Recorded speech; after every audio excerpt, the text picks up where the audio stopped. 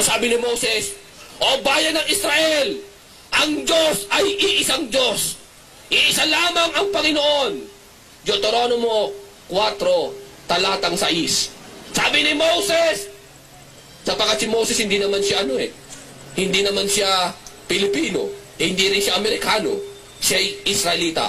At ang wika niya ay Hebreo. Alamin natin ang aral ni Moses ng kaligtasan ng tao. Ang sabi ni Moses sa kanyang bayang Israel, nung kanyang pangunahan ito, sabi niya, Shama Israelo, Elohado Adonai Ehad.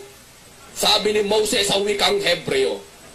Sabi ni Moses, o kayong aking bayan, sumampalataya kayo na mayroon lamang iisang Panginoon. Allahu Akbar! Iisang Diyos! Ehad! Tinanong si Kristo ng mga tao ng kapanahunan niya, Guro! Mabuting Guro! Ilan po ba ang Diyos? Sino po ba ang Panginoon? Si Kristo naman po, hindi naman siya Amerikano. Hindi rin siya Pilipino at Bisaya, lalong hindi siya Ilocano. Ano po? Si Kristo po ay isang Hudyo. Ang wika niya noong panoong yun ay Aramaik. Ang sagot ni Kristo ay ganito po. Alamin natin baka kaiba ang aral ni Kristo sa kay Moses Alamin natin. Matatagpuan po yan nung tanungin siya sa Marcos 12, talatang 29. Ang sagot ni Kristo, pakinggan nyo, o bayan ng Israel, o kayong mga leader ng Israel. Marcos 12, talatang 29. Sa wika ni Kristo, Shema Elo Adonai Ehad. Sabi ni Kristo sa wikang Aramaik. Tagalogin natin, sabi ni Kristo sa Tagalog, pakinggan ninyo, o bayan ng Israel. Marcos 12, talatang 29. Ang Panginoon natin ay isang Diyos na Panginoon. Ehad!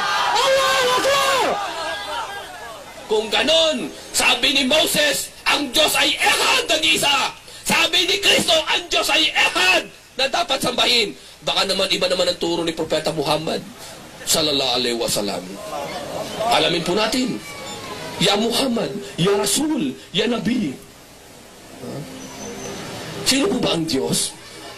Naghintay ang dakilang propetang ito ng revelasyon mula sa dakilang tagapaglikha, sapagkat siya ay unlettered prophet. Hindi siya marunong sumulat, hindi siya marunong magbasa.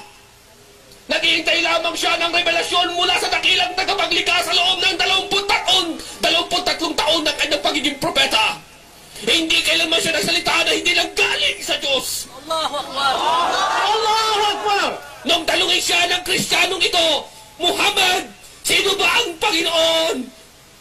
Sino siya? Ang sabi ni Propeta Muhammad sallallahu alaihi wasallam, Qul huwallahu ahad. Ang Diyos ay nag-iisa, ahad. Sabi ni Moses, ang Diyos ay ehad. Sabi ni Kristo, ang Diyos ay ehad. Sabi ni Propeta Muhammad, ang Diyos ay ahad. Sa wikang Hebreo, ehad. Sa wikang Aramaik, ehad. Sa wikang Arabic, ahad. Ehad, ehad, ahad. Ang tatlong wikang ito yung magkakapatid na wika na ang ibig sabihin, nag-iisa lamang ang Diyos na dapat sambahin ng tao upang ang tao ay magkamit ng tiyak na kaligtasan. Wow! Ilabil alamin. Maraming salamat po.